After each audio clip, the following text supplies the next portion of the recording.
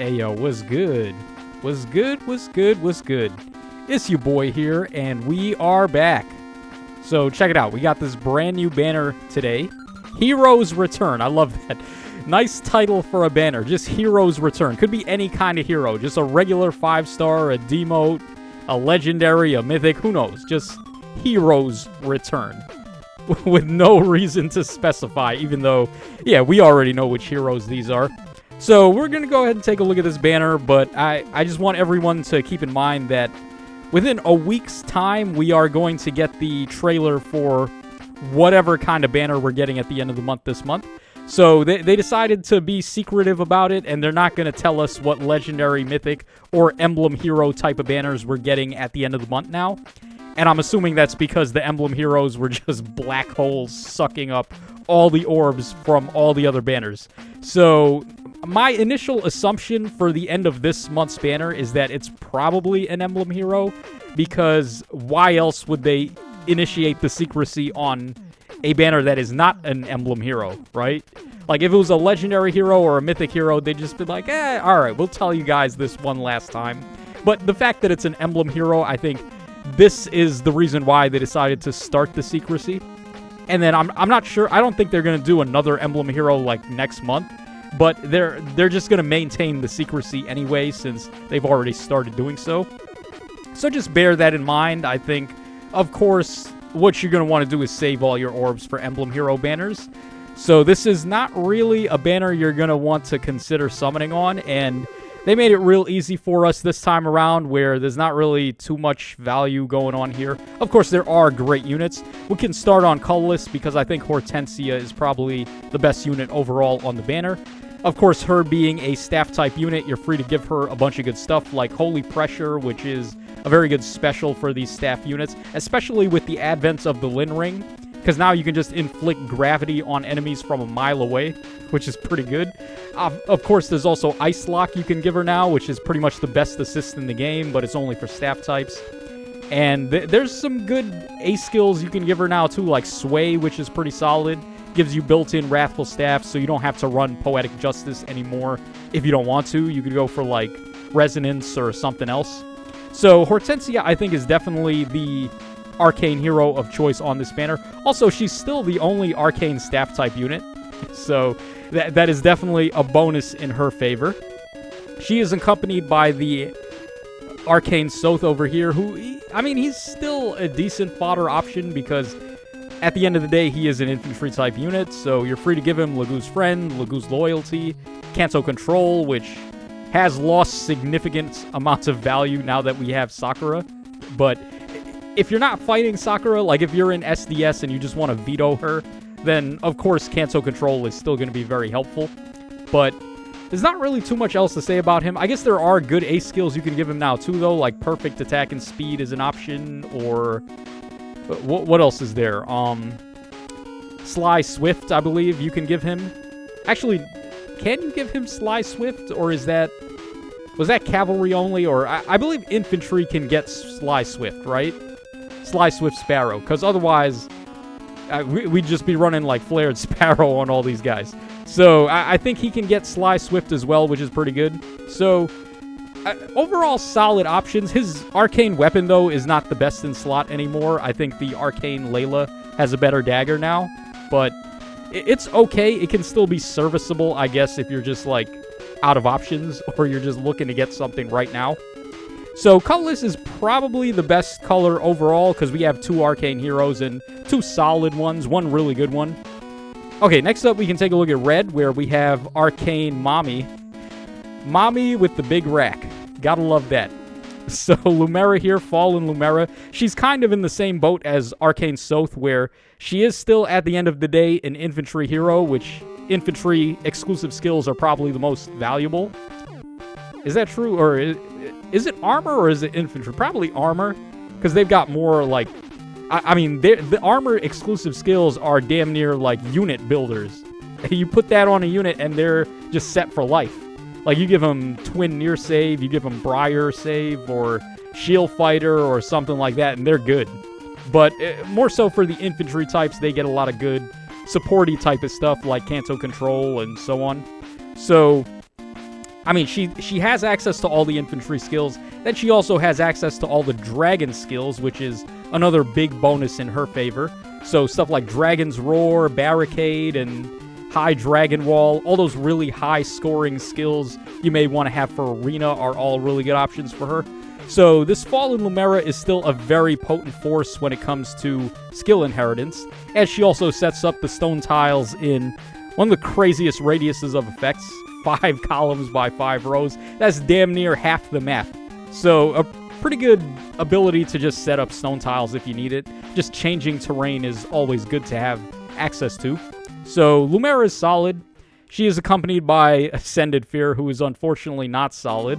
She was a great fodder unit back in her time, but that time has long since passed. Physical Null follow-up, we're talking about that being an echo skill at this point. I mean, we already got Tempo Echo, so it would not surprise me at all if we got Null follow-up Echo at some point, which also includes the DR piercing.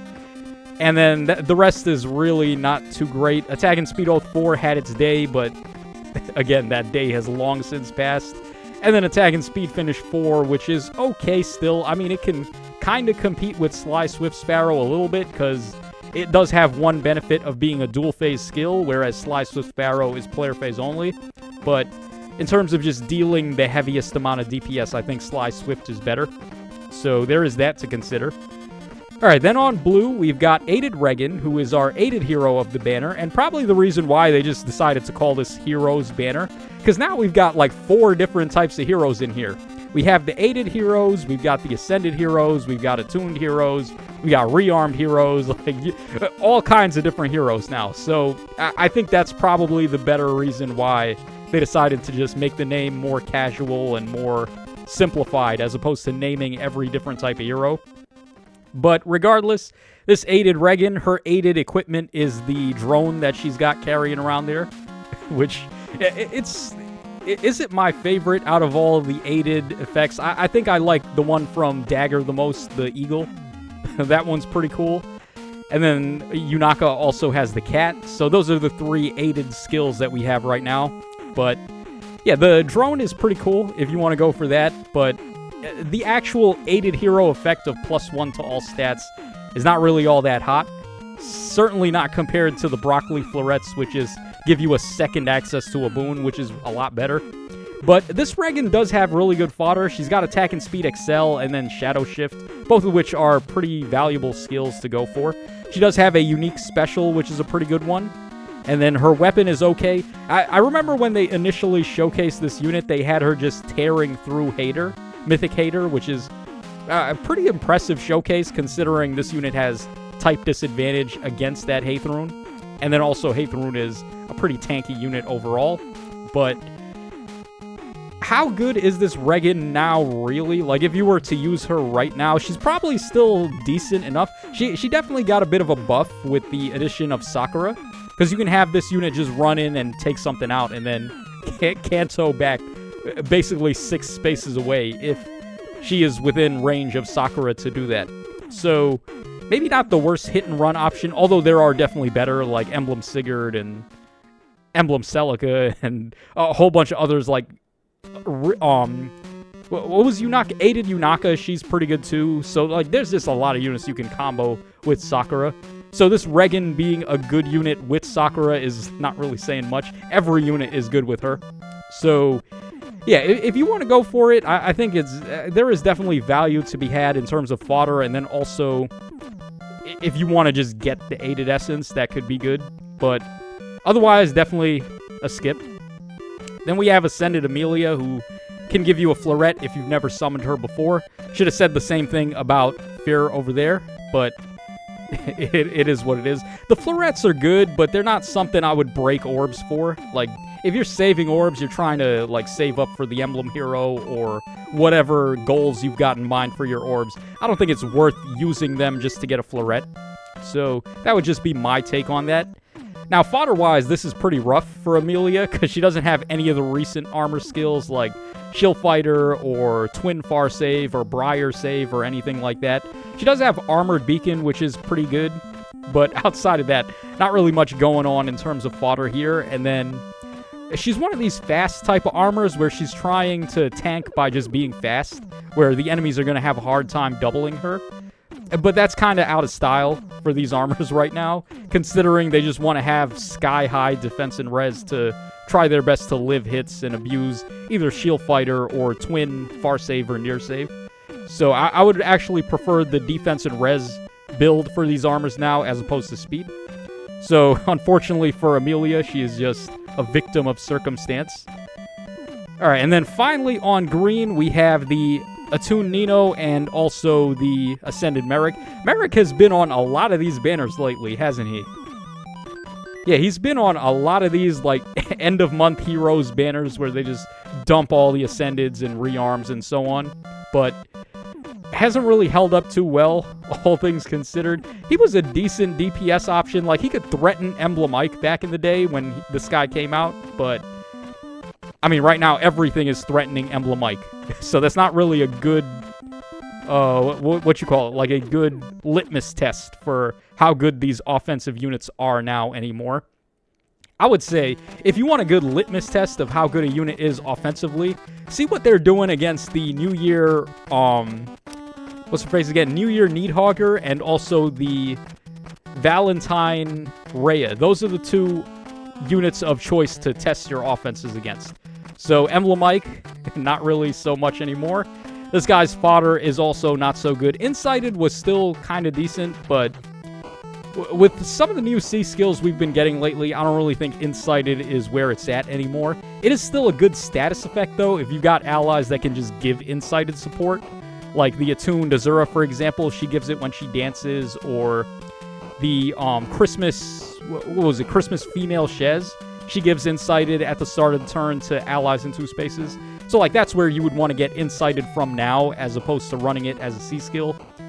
And then they gave this kid Remote Sparrow. That's insulting, man. They gave him Remote Sparrow instead of Flared Sparrow. Come on. And then his B skill, need I even say anything about that? That's just a massive RIP. So, poor Merrick, and also not looking the greatest for this Nino either. Yeah, all of her fodder has aged out, too. Like, Fleeting Echo was cool at the time. It was like, oh my god, we could get DR from an Echo skill? That's pretty crazy. Nowadays, that's like a joke, man. That's nothing to write home about. Speed and Defense Tempo 4 is damn near an Echo skill itself now. Flash Sparrow, I've never been the biggest fan of. And then Dracotic Aura, they couldn't even give her lethality. That's kind of dirty. But I guess it is what it is. This Nino, she was interesting at the time she came out, but again, like a lot of the units we've talked about on this banner, they're just a victim of the times where they're really not that good right now, even though they were back then. So let's go ahead and do our freebie pull here. Oh wow, they're making it real difficult for me to choose here. So we only got red and colorless to show up. I would like Lumera because I actually don't even have a copy of her yet, and I mean, there are a couple of skills I would like to duplicate with her if I did get her. Hortensia is probably the safest choice. You know, man, what do we do here? Do we go for Mommy or do we go for, like, Soth and Hortensia? It's probably a safer bet to hit Colorless because there's 2 units there that I could use. Okay, all that deliberation just to get a Matthew. Yeah, real smooth move there, Tacho. Okay, so that's pretty much everything there is to say about this banner. Should you skip? Yes, absolutely. Save up for the end of the month because I'm smelling an Emblem Hero banner on the horizon. It's not guaranteed, but it's looking that way, at least as far as I can tell. So that's going to wrap us up for this one. Hope you guys enjoyed it, and I will catch y'all again on the flip side.